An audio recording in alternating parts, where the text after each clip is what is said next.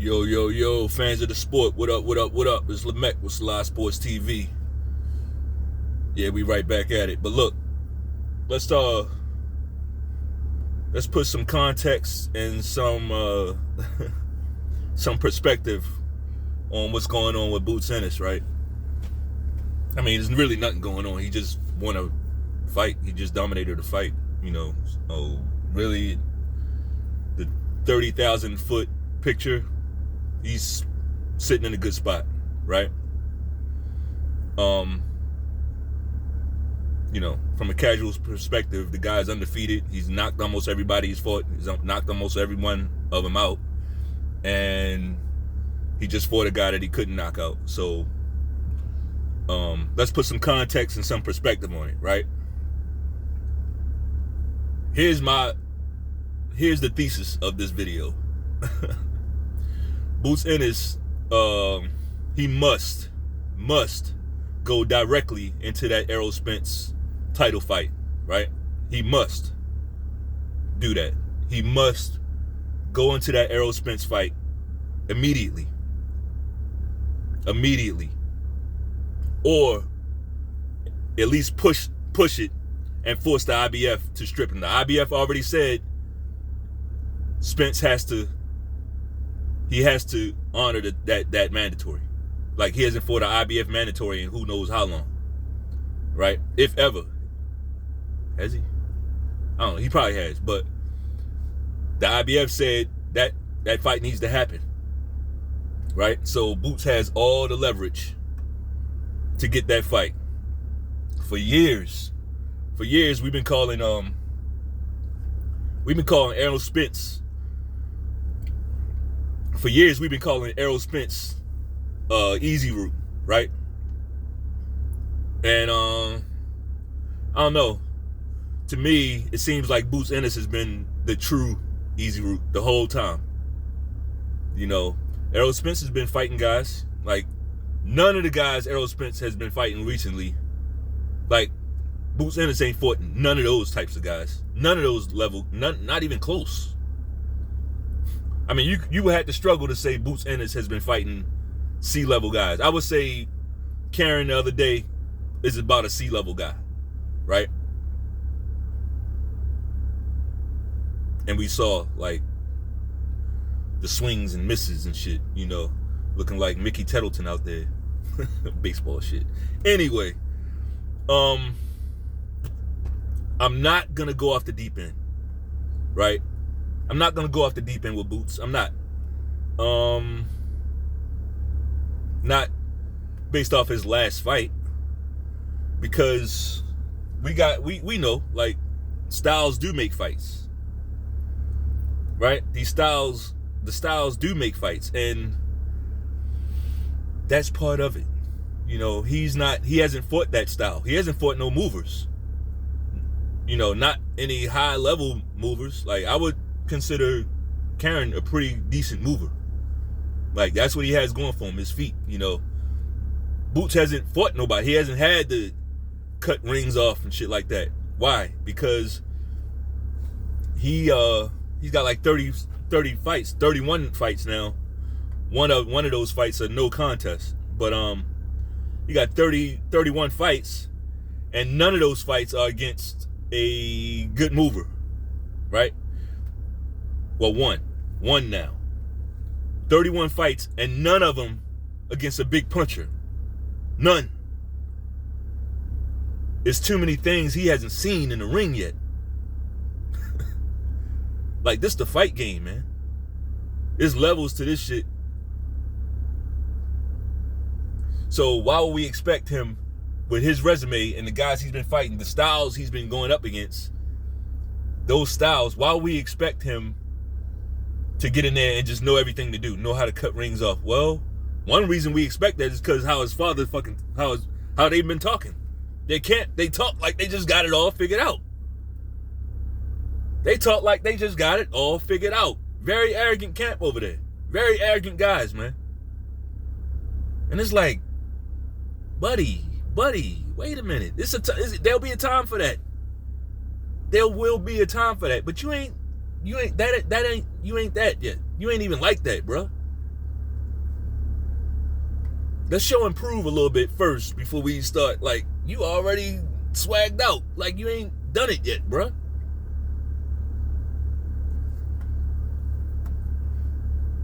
That's not just my opinion. A lot of boxing people are saying the same thing. They tired of listening to they tired of listening to that camp talk that shit, and then like to go out there and look like that. That's what this is about. If they were humble, better believe nobody, like, we wouldn't be going at them like this. I'm not even trying to go at them. I'm just, this is just truth talk right here.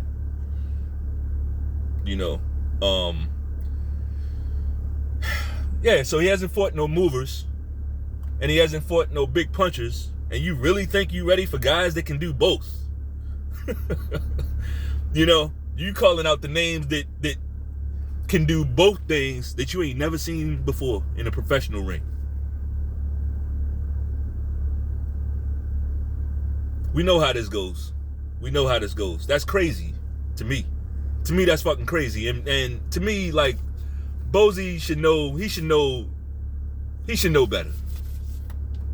Like, he been around. Like, you supposed to be the wise old owl, bruh. That's your son. Like, you pumping him up and all that, I get it, but like, you should be giving him what he needs. You like trying to cover up everything and trying to make it seem like, no, you got some things to work on. You do. But it's kind of too late for that now. At this point, we really not even talking about names now. We just talking about styles. 31 fights, and it's too many things that he hasn't seen in the ring. Right? Too many styles that he hasn't seen in the ring. Too many levels that he hasn't seen in the ring yet. But here's how boxing works. Everything is all tied together, right? It's all tied together. The fact that he's been fighting mostly guys moving up from 140, right? Mostly pressure guys, right? Moving up from 140. That's the style that he's been fighting. Little guys who right in front of his face. Basically easy to knock out, right? Basically, if you're a boxer puncher and, and he does have the talent. He does. Like, he's fighting a bunch of little guys moving up who stand right in front of him, basically. And he thinks, and a lot of his fans, they think that, I guess they think Bud Crawford and Errol Spence and Keith Thurman are pressure fighters, small pressure fighters that's going to stand right in front of them. I guess that's what the synopsis is. Bro, y'all in for the rudest of awakenings, bro. Y'all in for it. And I'm here for it. I can't wait to see it. I can't. And it's little things like that. Maybe that explains the leaky guard. Maybe that explains the leaky defense, right? Maybe that explains it. Bozy got up there and talked about Karen like, yeah, we thought the guy wanted to fight. We thought he wanted to fight. Man, he was in there. He was just running. He was just running and dancing and doing all this. Cut the ring off. Like, that's a thing in boxing. It happens all the time. Look at Rashidi Ellis. Villa cut that ring off and caught up to him. He knew what to do. Boots didn't. Right? But back to that leaky defense, like the fact that he's fighting certain types of guys and he can get away with slugging on them, right? His defense didn't have to be as on point with them. But Karen, he did some scrambling in there. He did some scrambling in the ring, but guess what? Whenever he turned and decided to start punching on Boots, he was able to put some shit together and connect on Boots. 3-4 punch combinations. Pretty shit. He was able to do that. Now, that's a C-level guy. This way we go back to the levels. That's a C-level guy that was able to do that. What happens if you chasing Thurman around and he start punching on you like that? I know y'all don't like Thurman. Guess what? If Thurman does that, Boots goes to sleep. That's what happens. Errol Spence is not much of a mover. We haven't seen him, but I'm hearing that he does have it. Like, I don't know. He seems more of a plotter. That's a different type of fight for Boots. But Crawford. What happens when Crawford, moves and then decide to sit down on something and hit you with a combination? Those ugly uppercuts. Hooking off. What happened? Like, and we know he got dynamite in both hands, right? So, look, you can pump that guy up all you want, but I don't think it helps him. I think what helps him is being honest and letting him know what he needs to work on. Let him know what he needs to work on. Yeah, you got some defensive stuff that you need to work on. And I ain't talking about that dumb, slick, flashy, switching hands, all that. Get back to the basics, bruh. Switching stances and, bruh, just, when you're doing all that, that means, to me, like, when you switching back and forth, like, I get it, switching, like, you might do one round one way, one round another way, or in certain moments, but when you constantly switching back and forth, to me, what that says to me is, I can't figure this guy out. I can't figure this guy that's in front of me. I can't figure him out. Like, I'm pissing in the wind right now. That's what that says to me. Like, all that flashy bullshit, playing to the crowd. Like, bruh, please get back to basics. Please get back to some solid boxing, bruh. Work on your defense. Work on your feet. Work on cutting the ring off. Those two things. Do that. Right? Work on your punch accuracy. Work on that shit. There will be a time, if you really that guy, there will be a time where everybody will know how flashy you are. Everybody will know, like, if you gotta show and prove that. You gotta build up to that. Like, a lot of these young dudes, not even just in boxing, like, and you see the same thing in the NBA, like, they in a rush to be, like, a legend. I mean, Ja Morant is talking about he would have cooked Jordan. Shut the fuck up. Your little ass, man, he'd have threw you around.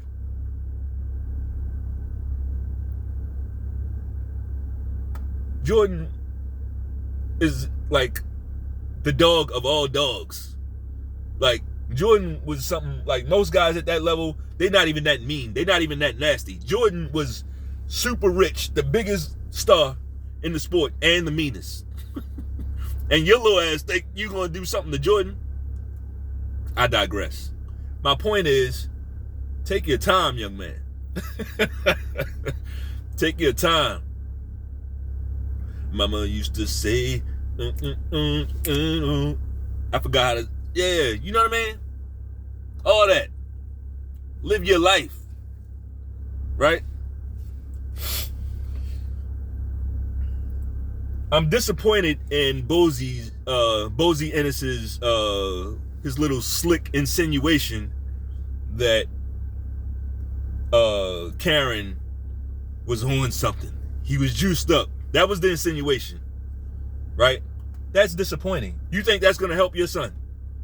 So instead of you telling your son, yeah, we got some things to work on, son. We just got to work on cutting the ring off and, work on this and work on that. No, he's putting out, I don't know what he had in his body. He was able to move for 12 rounds. Like, because he was able to move for 12 rounds. Because he was able to move for 12 rounds, right? Means he was on something? Like, bro, do you know fucking boxing? Of course you do. Of course you know boxing. That's why I don't like that shit. It's very dishonest, man. It's very dishonest. I'm tired of people on that side of the street, on that Showtime side of the street, every time they don't get their way, they doing that. That's some bitch made shit, man. And Bozy, you an old nigga, man. You doing it too? Why would Karen not be able to move for 12 rounds? Was your son punching on him like that? No, your son was scraping out those rounds. He was winning rounds, outscoring them, outworking them for 12 rounds. That's what happened. He didn't hurt that guy. Why would he not be able to move for 12 rounds? Why? What would stop him from being able to move for 12 rounds? Tell me that. Not getting hit? I don't give a fuck if he was getting hit. So by that logic, man, look, those comments really, that's whack, bro. The shit is classless. It's fucking stupid, right? It's classless, it's stupid, and most of all, it's weak. You weak for that. That was weak as shit. Now you gonna try to shovel some dirt on that guy's name. Like, this is boxing, man. He going out there trying to win. I mean, he going out there performing. He in a boxing ring just like your son. But because your son didn't look good, now you're gonna try to, I don't know what he had in his body. Come on, brother. Come on, brother. Come on, man. Most niggas just have very low character. I learned that. That's why I'm telling you, man, that 85% is real. 85% of niggas is trash. And by nigga, I'm talking about these Israelite nation. 85% of black people don't have no morals, bro. They don't do the right thing. They don't say the right thing. They don't give a fuck. They don't care. Let me not delve off. Like, how hard is it to show character? How hard is it to say, we got some shit to work on? Us. We got some shit. We didn't look as good as we should have. We gonna get back to it and work on that. How much power does that give you? That gives you power. Humility gives you power. Because you're taking ownership. But no, he couldn't do that. He want to say, I don't know what he had in his body. So by that logic, shit, Usyk must be King Tropicana City, right? Because why? Because Usyk is a heavyweight, moving for 12 rounds, getting punched by guys like AJ and shit. Busted up. AJ throwing vicious body shots, catching them, and guess what? Usyk still moving around. So what? Is he, what? What you saying, Bozy? What are you saying? You talking about you can move for 12 rounds, and you talking about moving up to 54? Who's up there? Jamel Charlo. Guess what he can do? Move for 12 rounds. Punch hard for 12 rounds. But you all about diversions. Right? That's what you playing to the media. You playing to the media and social media and like trying to get the right soundbite out there. You ain't trying to work on your deficiencies. That's weak, brother. That's weak as shit.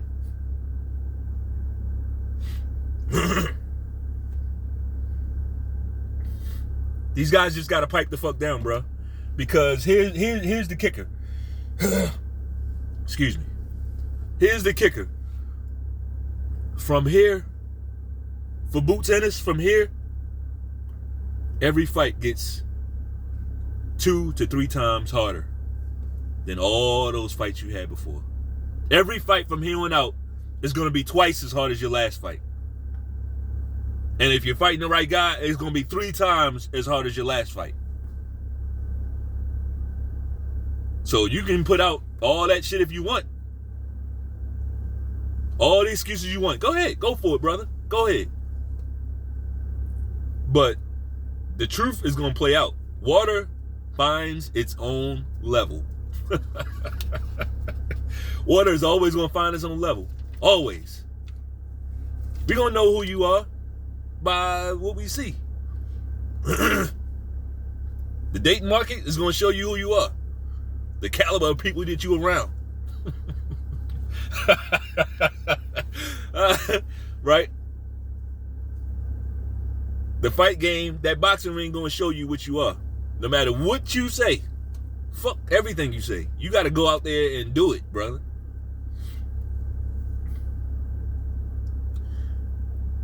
Here's the thing. Overall, I think Boots Ennis has amazing potential. Potential. That's all it is right now. He has amazing potential. That's a lot different. That's a lot different than saying, he's the next Roy Jones. You know how ridiculous you sound? There's no part of him that's Roy Jones. Not one. He's not the athlete that Roy Jones was. He's not the boxer that Roy Jones was a freak, bro. No, he's not Roy Jones. Get the fuck out of here. Potential is a lot different than saying, oh, he goes out there, he gonna destroy Bud, right? He gonna walk right through Errol Spence. Like, y'all chill out. He has amazing potential. And potential, that can go either way. That can go either way. That could go either way.